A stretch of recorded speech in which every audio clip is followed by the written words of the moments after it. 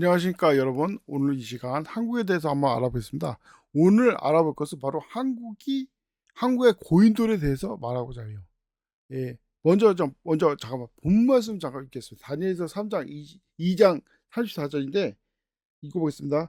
왕께서 보셨는데 손으로 다듬지 아니한 돌이 철과 진흙으로 된 그 형상의 발을 쳐서 산산이 부수니, 이렇게 됐단 말이에요. 이제 물론 이제 이 철과 왜 진으로 돼 있는 발인가, 이거 뭐 얘기하겠지만, 그냥 간단히 말하면 이 느부갓네살, 이 세계를 지배하던 바빌론 제국의 왕이었던 느부갓네살이 꿈꾸음에 형상이 나오는 거예요. 머리는 금, 몸통은 은, 그 배와 넓적다리는 녹, 그 다음에 다리는 철, 근데 발은 철과 진으로 돼 있고, 그런 형상이 세계를 우특선인데, 그 형상에 갑자기 손으로 다듬지 아니한 돌이 와가지고 발을 쳐서 다 부셔버린 거예요. 사실 이 손으로 다듬지 않은 이 돌, 이게 바로 예수 그리스도를 상징하는 겁니다. 그럼 왜 예수 그리스도가 손으로 다듬지 않은 돌일까요? 바로 예수님이 죽은 자 가운데 부활하셨잖아요. 그리고 이 사람이 만든 종교가 아니라 하나님께서 만든 종교란 그 뜻이죠, 사실. 하나님 만든 진리, 뭐 그런 것도 연관이 있지만, 특히 이제 이 손으로 다듬지 아니한 돌이 가리키는 뭐냐면, 아브라함이나 요셉, 유명한 차소가 되죠. 요셉이 돌 베고 전 그 돌 베개에 자고 있을 때 하나님의 꿈을 꾸고 그걸 제대로 삼았다고 했듯이, 아니 돌베개가 무슨 손으로 다듬었겠습니까? 대충 베개로 쓸 수 있으니까 베고 잡겠지. 그런 손으로 다듬지 않은 돌은 보통 거기 위에다가 재물을 놓고 제사에 많이 썼단 말이에요. 근데 그래가지고 손으로 다듬지 않은 돌은 굉장히 중요한 의미가 있습니다. 자, 이 돌 석조 건축물과 연관 있는 건축물이 바로 바빌탑이에요. 왜 바빌탑이 중요하냐면, 프리메이슨이 석공연합이잖아요. 이 석공연합에는 이 큰 세 가지 이 설이 있습니다. 하나는 솔로몬이 지을 때, 예, 솔로몬이 성전을 만들 때 석공들의 조합이 이 석공연합의 근원이 됐다. 또 하나는 아합의 아버지가 성전을 지을 때 이 석공연합의 근원이 됐다. 또 하나는 바벨탑을 만들었던 이 석공연합이 나중에 전 세계로 이제 흩어졌다. 이 세 가지 학설인데, 특히 이제 바벨탑 왜 학설이 중요하면, 결국 바벨탑 때 왜 수많은 사람들이 세계로 퍼져나갔지 않습니까? 이 사람들이 전 세계에 그 수많은 석조 건물을 건설했다. 이런 이론이 있는 거예요. 근데 중요한 거는, 진짜 세계에는 석조 건물이 있는데, 그 석조 건물 중에 이상하게 그 석조 건물 중에 가장 거대한 석조 건물이 뭔지 아십니까? 가장 거대한 돌을 쓴 석조 건물이 뭔지 아세요? 바로 고인돌이에요. 진짜 고인돌의 돌은 진짜 수십 톤짜리 돌을 막 어떤 경우는 100톤짜리 돌도 있다는 거예요. 그런 돌을 가져와서 만든 겁니다. 근데 이상하게 고인돌 하나같이 손으로 웬만하면 다듬지 않았어요. 뭐 다듬은 것도 몇 가지 있지만 그것도 대충 다듬는 거지. 아니, 자연석하고 구분이 안 돼서 어떻게 하냐니까 간단하다 이거예요. 이 기존의 돌은 분명히 돌을 이 자연석에서 떼냈을 때 떼어낸 흔적이 있다 입니다. 그러니까 그 당시에 어떻게 그럼 자연석을 떼냈냐? 이 자연석에다가 구멍을 뚫어가지고 거기다가 이제 나무 기둥을 받고 물을 뿌린다 입니다. 그러면 그 물에 풀어가지고 나무 기둥이 팽창하면서 결국 돌을 쪼갠다 이거예요. 바로 그 흔적이 있으면 고인돌이고, 그 흔적이 없으면 그냥 자연석이다 이겁니다. 그렇게 말할 정도로 이상하게 고인돌은 손으로 다듬지 않은 자연석 자체예요.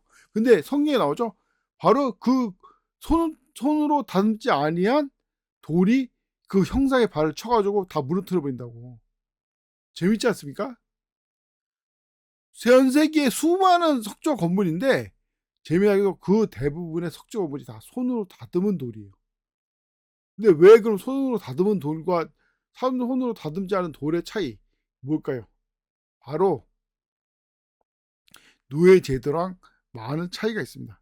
이 손으로 다듬은 돌은 노예 제도를 이용해서 만든 거고, 손으로 다듬지 않은 돌은 상대적으로 노예 제도가 약한 거예요.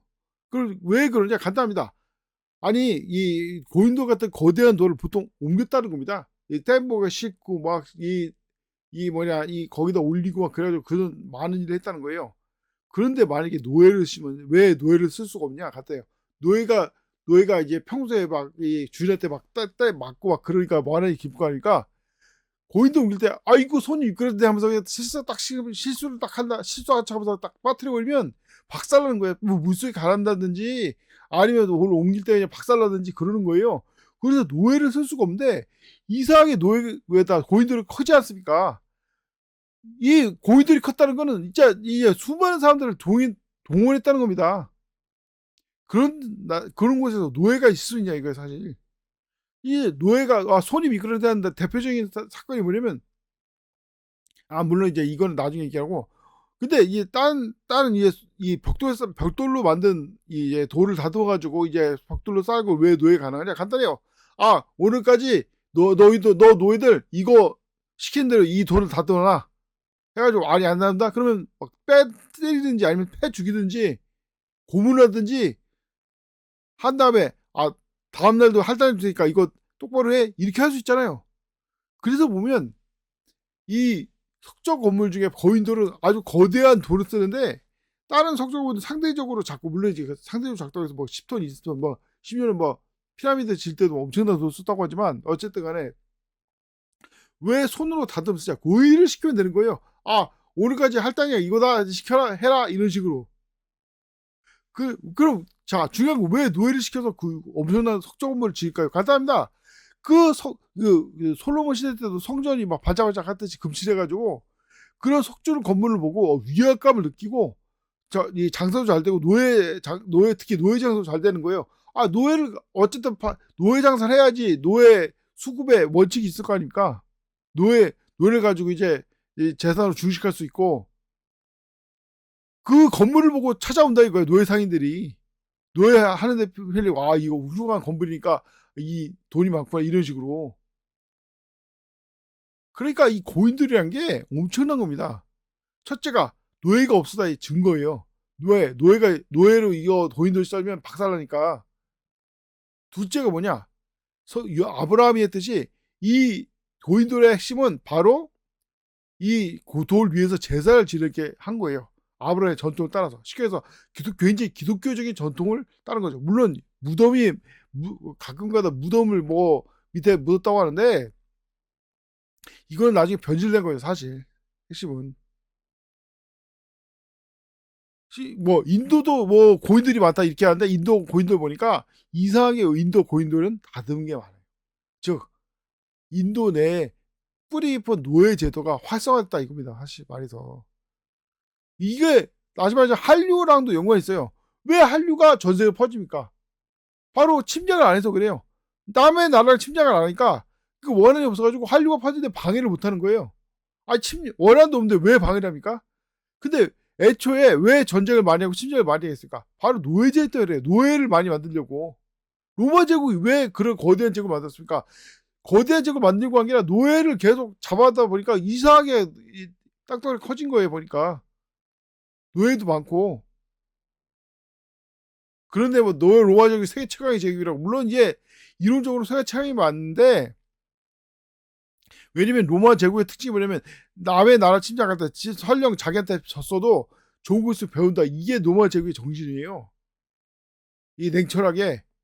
그러니까 로마 제국이 갈수록 강성해지지. 심지어는 그래서 로마 제국 특징이 뭐냐면 방패는 근데 칼은 작은 거예요. 진짜 팔꿈치만한 칼을 쓰는 거예요.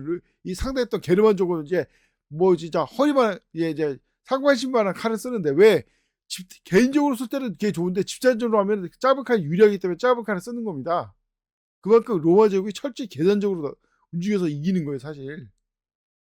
그러니까 기독교를 대적하지 멍청한 놈들이. 그에 비해서 고인돌만 보더라도 굉장히 우리 민족이 하나님 섬겼고 실제로 전 세계 고인돌의 진짜 반 이상은 한반도에 있다 이런 말이 나오는 게 그것 때문에 사실은. 자 중요한 것은 이 고인돌과 성경의 연관성입니다. 전에 아까 전에 다니엘에서 얘기했지만 다니엘 이 세계를 지배하는 바빌론에서 바빌론, 페르시아, 그리스, 로마 제국이 뭐냐 이 손으로 다듬지 않은 돌에 맞아가지고 박살나는 거예요. 이상하지 않습니까? 왜 고인돌은 왜 손으로 다듬지 않은 돌로 만들었을까? 말했지만 노예 재난도 연관이 있지만 핵심은 하나님의 뜻이기 때문에 그렇습니다. 하나님은 손으로 다듬는 그런 걸 보지 않는 거예요. 물론 이제 성전 건축할 때는 이제 예쁘게 꾸미야겠지만 그런 건 이제 다른 문제고 어쨌든 중요한 건 하나님의 뜻을 잘 따른 겁니다. 이게 바로 마지막 때 우리 민족이 전 세계로 뻗어나가고 힘을 발휘하고 특히 기독교를 이제 가장 많이 믿는 물론 이제 숫자로나 이제 퍼센티지는 다른 나라가 많지만 어쨌든 중요한 건 순수하게 이 민족 전통도 아닌데 왜 기독교를 믿고 있냐 이거죠. 기독교가 올바른 진리이기 때문에 진실이기 때문에 믿는 거 아닙니까? 다시 말하지만 이런 차원에서 우리 민족을 봐야 되는 겁니다.